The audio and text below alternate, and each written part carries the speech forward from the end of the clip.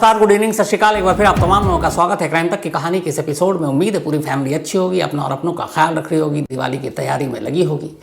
और पूरी क्राइम तक फैमिली मेंबर को हैप्पी दिवाली, दिवाली की हार्दिक शुभकामनाएं। दिवाली बहुत बहुत मुबारक। रोशनी का ये त्यौहार, पर्सनल मुझे अगर जो त्यौहार है, दिवाली चूँकि एक रोशनी का त्यौहार है, अंधेरे से मुझे डर लगता है। तो जब भी दिवाली आती है मैं सबसे ज़्यादा खुश होता हूँ, क्योंकि आसपास हर तरफ उजाला ही उजाला होता है। और पूरी रात जो है वो तो मैं लाइट जला कर ही रखता हूँ, और सभी रखते हैं। तो त्यौहार हमेशा अच्छा लगता है। और क्राइम तक पूरी फैमिली मेंबर को, जो पूरी दुनिया के अलग अलग देशों में कोने में मौजूद हैं, सभी इस दिवाली को धूमधाम से मनाएं, अच्छे से मनाएं, अपना ख्याल रखें, अपनों का ख्याल रखें, यही दुआ है। तो हैप्पी दिवाली। और इस दिवाली के मौके पर आज की जो कहानी है वो थोड़ी सी कहानी हटकर होनी चाहिए। कहानी की एंडिंग बहुत खूबसूरत है। ये कहानी है एक फिजियोथेरेपिस्ट और एक आर्मी में सार्जेंट, इन दोनों की लव स्टोरी, फिर इन दोनों की शादी, और उसके बाद शादी के बाद कैसे ज़िंदगी करवट बदलती है, और फिर इसका क्लाइमैक्स क्या होता है, उसकी कहानी है। क्राइम तक की कहानी के 1800 से ज़्यादा एपिसोड आपको सुना चुका हूँ। इसमें लगभग न मालूम कितने ही कत्ल के तरीके आपको सुनाए, लेकिन ख़ुद मुझे लगता है कि किसी कत्ल की ऐसी साजिश, ऐसी प्लानिंग या ऐसे कत्ल करना है, ऐसी कहानी इससे पहले मैंने शायद सुना ही नहीं है। आसमान में 4000 फीट की ऊंचाई पर अगर कोई कातिल ये तय करे कि मुझे कत्ल करना है, तो अपने आप में ही अजीब लगता है। दुनिया में 1000 तरीके से मर्डर हुए हैं, कत्ल हुए हैं, लेकिन ये बिल्कुल एक अलग किस्म का कत्ल होना था। एक साजिश थी, जिसके कत्ल की साजिश रची गई थी। ये कहानी है विक्टोरिया सेलियर्स की। विक्टोरिया सेलियर्स ब्रिटिश आर्मी में एक फिजियोथेरेपिस्ट के तौर पर काम करती थी, आर्मी हॉस्पिटल में। और ये कहानी है विक्टोरिया के अलावा एमिल सेलियर्स की। एमिल एक सेना में ही सार्जेंट, यूनाइटेड किंगडम यानी इंग्लैंड में। 2009 की बात है। 2009 में एक हादसे में एमिल घायल हो जाता है। घायल होने के बाद उसका इलाज चलता है। फिर डॉक्टर कहते हैं कि उसको फिजियोथेरेपी की ज़रूरत है। तो चूँकि वो आर्मी हॉस्पिटल में इलाज चल रहा था, और उसी आर्मी हॉस्पिटल में विक्टोरिया भी एक फिजियोथेरेपिस्ट के तौर पर काम कर रही थी, तो दोनों की मुलाकात होती है। इसके बाद विक्टोरिया जो है अब एमिल की फिजियोथेरेपी करती रहती है। क्योंकि फिजियोथेरेपी एक लंबा दौर चला, इस दौरान में दोनों में बातचीत होने लगी, फिर दोस्ती हुई। फिर दोनों ने महसूस किया कि शायद वो दोनों एक दूसरे से प्यार करते हैं और एक दूसरे के लिए बने हैं। और इसी के बाद उन दोनों ने शादी करने का फैसला कर लिया। अब विक्टोरिया और एमिल की शादी हो गई। दोनों की ज़िंदगी खुशगवार, सब कुछ ठीक चल रहा था। फिर उन्हें 2 बच्चे हुए। ज़िंदगी अब भी खुशगवार। लगभग 6 साल बीत गए इन दोनों की शादी को, और अब तक ज़िंदगी में ठीक चल रहा था। लेकिन 6 साल बाद अचानक ज़िंदगी बदल सी जाती है। विक्टोरिया को लगता है कि एमिल अब बदला बदला सा है, बात बात में लड़ता है, झगड़ता है, चिड़चिड़ा हो जाता है। उसने आर्मी के सर्जन की नौकरी भी छोड़ दी, और अब इधर उधर जॉब करता, कभी नहीं करता। विक्टोरिया उसे समझाती कि हमारे 2 बच्चे हैं, घर की परवरिश के लिए ज़रूरी है कि हम दोनों मेहनत करें, काम करें। लेकिन एक वक्त ऐसा आया कि जब एमिल विक्टोरिया की ही सैलरी पर अपनी ज़िंदगी गुजारने लगा। वो कहता काम ढूंढ रहा हूँ, नहीं मिलता, कभी कहता काम मिल गया लेकिन पैसे नहीं मिले। और इस तरीके से अब वो पूरी तरह से डिपेंडेंट हो गया था विक्टोरिया पर। विक्टोरिया भी अपने पति से प्यार करती थी। उसे लगा कोई बात नहीं, शायद आगे चलकर ये सुधर जाए, लेकिन ऐसा हुआ नहीं। इस काम को छोड़ने और फिर विक्टोरिया के ऊपर डिपेंडेंट होने के साथ साथ अब एमिल कुछ बुरी सोहबत में पड़ गया। वो वहाँ के एक सेक्स क्लब का मेंबर बन गया। एक लेडी के साथ उसका अफेयर शुरू हो गया, और अब धीरे धीरे वो अफेयर इतना आगे बढ़ गया कि एमिल को लगा कि अब वो उसी लेडी के साथ शादी करेगा और विक्टोरिया को डिवोर्स दे देगा। अब तक विक्टोरिया को घर के बाहर के इन रिश्तों के बारे में कोई खबर नहीं थी, और वो अपनी तरफ से पूरी तरह से निभा रही थी अपने इन रिश्तों को। इसी बीच में चूँकि माली हालत ठीक नहीं थी एमिल की, उधर इश्क भी चल रहा है, इश्क में खर्चा भी होता है, शादी भी करने की प्लानिंग कर रहा है।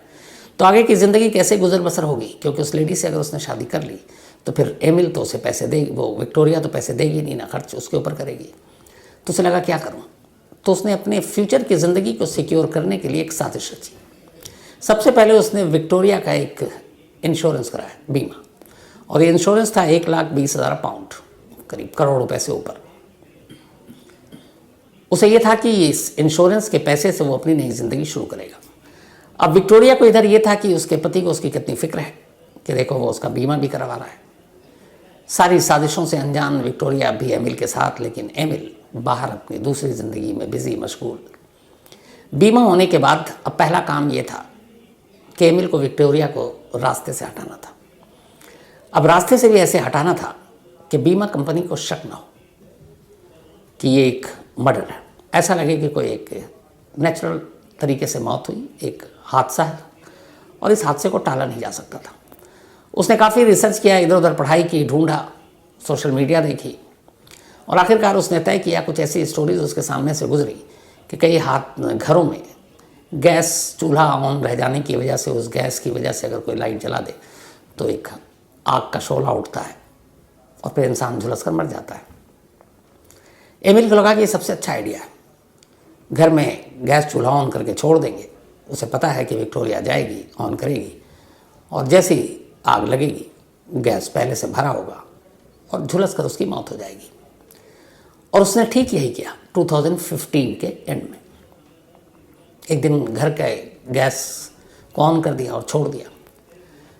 इत्तेफाक से नसीब कहें या क्या कहें कि विक्टोरिया पहुंची फिर उसी जो ऑलरेडी गैस ऑन है, लेकिन उसे स्मेल आ गई और उसने गैस को जलाने की बजाय चूल्हे को वहाँ से बाहर निकल गई।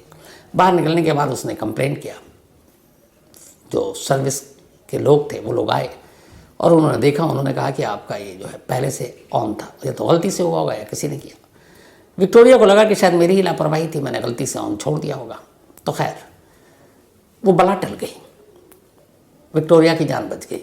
लेकिन विक्टोरिया को अब भी ये लग रहा था कि ये एक महज हादसा था जो शायद उसकी लापरवाही से होने वाला था और वो बच गई। वो एमिल से इस बात का जिक्र करती है, एमिल भी उसे फिर डांटता भी है, पुचकारता भी है, फिर ये भी जाहिर करता है कि अगर कुछ हो जाता तो वो कैसे रहता। विक्टोरिया को लगता है कि उसका पति उससे कितना प्यार करता है। अब इधर ये पहली कोशिश साजिश नाकाम, एमिल परेशान, क्योंकि उधर दूसरी तरफ गर्लफ्रेंड का दबाव, शादी करनी है। वो भी अब विक्टोरिया से पीछा छुड़ाना चाहता है और सामने उस पैसे पर भी नज़र है जो 1,20,000 पाउंड जो उसने इंश्योरेंस करा रखा अपनी पत्नी का। इसी दौरान में होता ही है कि विक्टोरिया के कुछ दोस्त, उसकी कुछ सहेली धीरे धीरे एमिल के बर्ताव के बारे में बताते हैं। कुछ उसके दोस्त बताते हैं कि वो एक सेक्स क्लब का मेंबर है। विक्टोरिया पता करती है और वो सही में निकलता है। फिर पता चलता है कि उसका एक अफेयर है। उसके कॉल डिटेल के ज़रिए पता करती है, पता चल जाता है ये भी है। झगड़ा होता है, लेकिन विक्टोरिया अपने पति एमिल को बहुत प्यार करती थी और 2 बच्चे थे। वो उन बच्चों से उनके बाप का साया छीनना भी नहीं चाहती थी। तो उसने सब कुछ बर्दाश्त किया। इधर एमिल को भी लगा कि अगर भांडा फूट गया तो क्या पता फिर वो 1,20,000 पाउंड जो करोड़ से ऊपर है वो भी हाथ से जाएगा, फिर पता नहीं फ्यूचर क्या होगा। तो उसने भी कहा कि थोड़े दिन तक विक्टोरिया का भरोसा जीतते हैं। अब वो अचानक इन शिकायतों के आने के बाद बदल गया। अब वो विक्टोरिया पर उसी तरीके से प्यार लुटाने लगा जैसे शादी से पहले था। धीरे धीरे विक्टोरिया को भी एहसास हुआ कि शायद एमिल बदल चुका है और वो सिर्फ उसका है, उसे अपनी गलतियों का एहसास हो चुका है। तो उसने भी उसे माफ़ कर दिया। अब ज़िंदगी दोनों की फिर से ठीक ठाक चल रही थी। फ़र्क इतना था कि विक्टोरिया सच्चे दिल से उसे माफ़ करके उसके साथ वापस ज़िंदगी बिता रही थी और एमिल इस पूरे मौके का एक नया फ़ायदा उठाना चाहता था। विक्टोरिया का भरोसा जीतने के बाद वो एक दूसरा अटेम्प्ट करना चाहता था विक्टोरिया को रास्ते से हटाने का, क्योंकि उसके मन से अब तक ये नहीं गया था कि विक्टोरिया को छोड़ना है। बात पैसे की थी, बात करोड़ से ऊपर की थी और बात घर के बाहर के एक दूसरे इश्क की थी। धीरे धीरे जब भरोसा जीत लिया तो फिर साल 2015 नवंबर का महीना, एमिल ने विक्टोरिया को अब इस बात के लिए तैयार कर लिया कि चलो हमारी ज़िंदगी दोबारा से एक नई इनिंग शुरू हुई है, तुम्हें खुश देखना चाहता हूँ, तो 1 हफ्ते की छुट्टी लेकर और घूमने चलते हैं और स्काई डाइविंग करते हैं। क्योंकि विक्टोरिया को स्काई डाइविंग का शौक़ था और उसने कई बार शादी से पहले भी इस बात का जिक्र किया था एमिल से। तो एमिल को अचानक, अब चूँकि पहली कोशिश नाकाम थी, दूसरी कोशिश और साजिश को कैसे अंजाम दे उसे समझ नहीं आ रहा था। तभी उसे याद आया कि विक्टोरिया को स्काई डाइविंग पसंद है। स्काई डाइविंग मतलब आसमान में आप जाएं और फिर जंप मारें और पैराशूट खुल जाएगा और आप ज़मीन पर आ जाएंगे। बहुत सारे देशों में हर जगह होता है। तो अचानक एमिल को ये याद आया और उसने फिर विक्टोरिया को उसी की इस कमज़ोर कड़ी को पकड़ा और कहा कि तुम्हारा एक सपना था स्काई डाइविंग का, चलो मैं उस सपने को पूरा करता हूँ, मैंने तुम्हारे लिए कुछ पैसे जोड़े। उसने पैसे उधार लिए कहीं से और फिर विक्टोरिया फ़ौरन तैयार, क्योंकि उसका ड्रीम था स्काई डाइविंग। लेकिन इधर एमिल के जहन में और दिमाग में कुछ और चल रहा था। अब वो लेकर एक स्काई डाइविंग क्लब में पहुंचता है, वहाँ बुक करता है स्लॉट, और इसके बाद अब विक्टोरिया स्काई डाइविंग के लिए एक प्लेन में बैठती है। प्लेन से उसे जंप मारना था और फिर पैराशूट के ज़रिए नीचे आ जाना था। उसको पैराशूट दिया गया, पैराशूट पहले ही चेक हो चुका था, उसके बाद आयन टेम्पर उसको दिया गया। अब उसने प्लेन से जंप मारा। करीब 4000 फीट के ऊपर जब वो पहुंचना था तो 4000 फीट पर पैराशूट को खोल देना था, उसके बाद वो नीचे आ जाती, क्योंकि उसको सारी ब्रीफिंग ट्रेनिंग सब हो चुकी थी, ऐसी स्काई डाइविंग से पहले बताते हैं।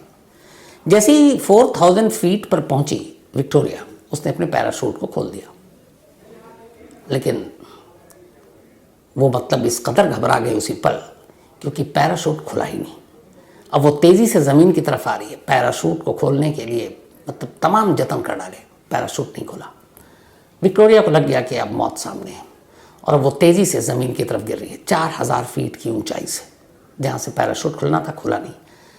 उसे गिरते हुए, चूँकि जहाँ से ये स्काई डाइविंग हो रहा था वहाँ आसपास में लोग भी होते हैं, तो एक तेज़ी से एक महिला को आसमान से नीचे आते हुए तमाम लोग देख रहे हैं, और हर एक को अब इस बात का एहसास हो चुका है कि पैराशूट नहीं खुला है, क्योंकि ये रोज़मर्रा का काम था। वहाँ पे लोग टूरिस्ट आते थे, स्काई डाइविंग करते थे, एक ख़ास बुलंदी पर पैराशूट खुल जाता था, फिर वो आराम से नीचे आते थे।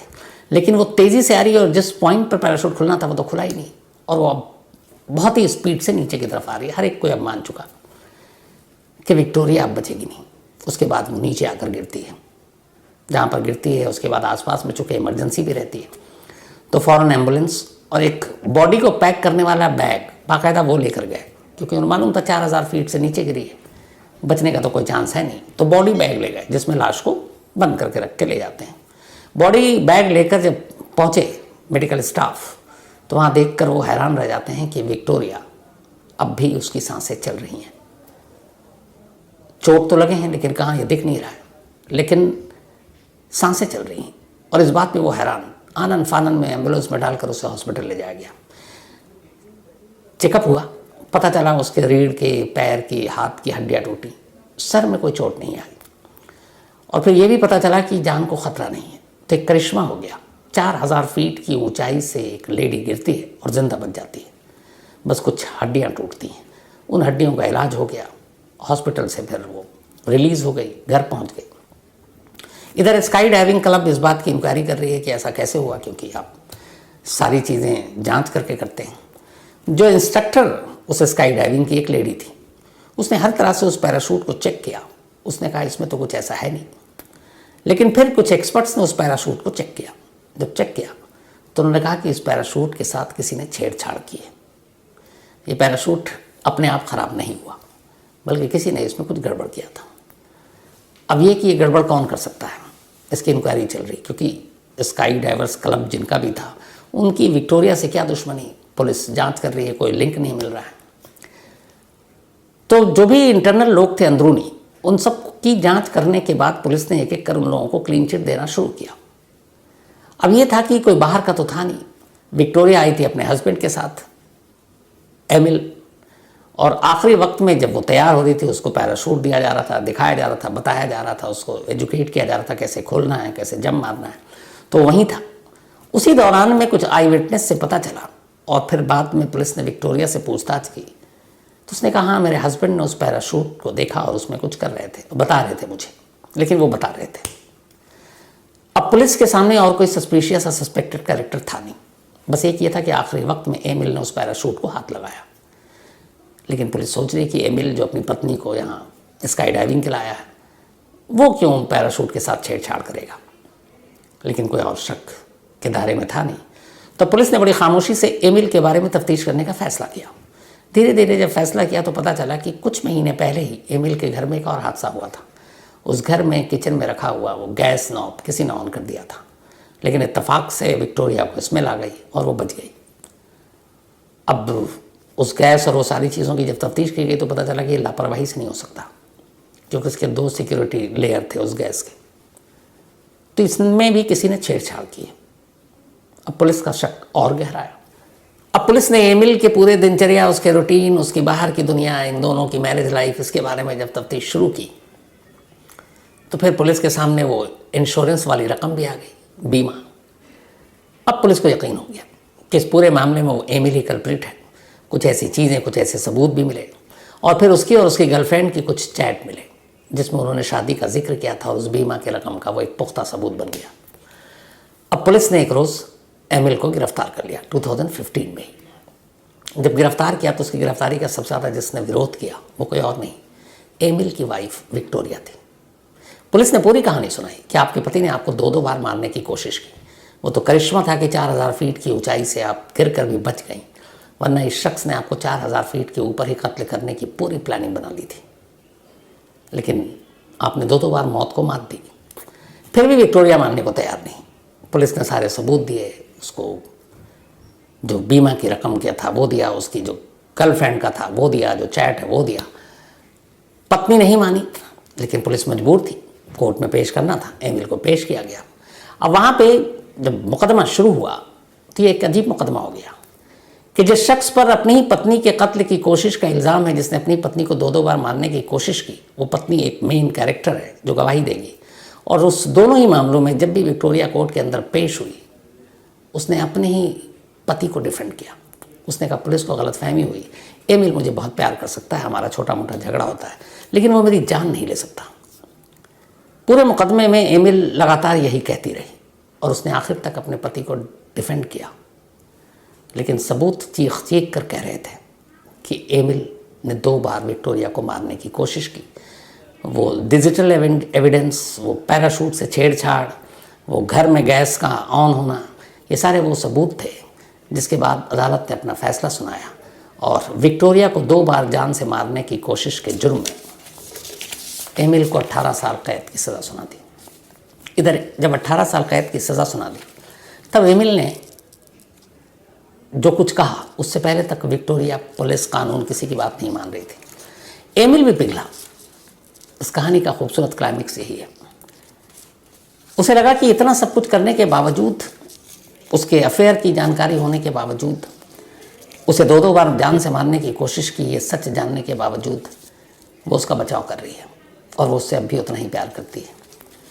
ये महसूस कर एमिल के अंदर का जानवर दम तोड़ देता है और वो विक्टोरिया से कन्फेस करता है कि मैंने तुम्हें 2 बार जान से मारने की कोशिश की, ये सच है, और मैं किसी और से प्यार करने लगा, उससे शादी करना था, ये भी सच है। मैंने बीमा इसलिए तुम्हारा कराया था कि उस रकम का मैं फ़ायदा उठाऊँ, ये भी सच है। जब खुद एमिल ने इस बात को इकरार किया तब पहली बार विक्टोरिया को एहसास हुआ। जेल जाने के बाद विक्टोरिया का दिल टूट चुका था और फिर हुआ ये कि 9 साल बीत गए, 15 के बाद 24 आ गया, अभी यही साल 2024 का। जिस फ्लाइंग क्लब या जहाँ से कूदी थी विक्टोरिया, उसी में एक एम्प्लॉय काम करता था जिसने इस पूरे केस के दौरान कई बार बात हुई कि पैराशूट में कुछ टेक्निकल ख़राबी तो नहीं, कुछ ऐसी चीज़ तो नहीं। तो उससे लगातार कई बार मुलाकात हुई थी और उसने बड़ा उसे हमदर्दी भी हो गई थी विक्टोरिया के साथ कि उसके ज़िंदगी का यह पहला किस्सा था कि 4000 फीट की ऊंचाई से कोई गिरे और उसके बाद बच जाए। तो उसी कंपनी के एक मुलाजिम के साथ ये बातचीत के बाद उस मुलाजिम को अचानक विक्टोरिया पे प्यार आने लगा। विक्टोरिया को इस बात का एहसास था, लेकिन वो एमिल को भूल नहीं रही थी। लेकिन जब एमिल को सज़ा हो गई फिर उसने धीरे धीरे अपनी नई ज़िंदगी अपने 2 बच्चों के साथ गुजारने की कोशिश की। उधर उस शख्स के साथ उसकी मुलाकात होती रही और आखिरकार 2024 में उस जो पैराशूट की कंपनी थी जिससे स्काई डाइविंग किया था उसने, विल्सशायर पैराशूट क्लब, तो उसी का एक मुलाजिम, उसी का एक शख्स जिसके साथ उसे प्यार हुआ 2024 में, आखिरकार विक्टोरिया ने एमिल को अपनी ज़िंदगी से निकाल फेंका और दूसरी शादी कर ली। अब वो दूसरा शौहर, उसके 2 बच्चे और विक्टोरिया खुशहाल ज़िंदगी गुजार रहे हैं। उधर एमिल अब भी जेल में है, बाकी के 9 साल की सज़ा अब भी बाकी है जो उसे जेल में काट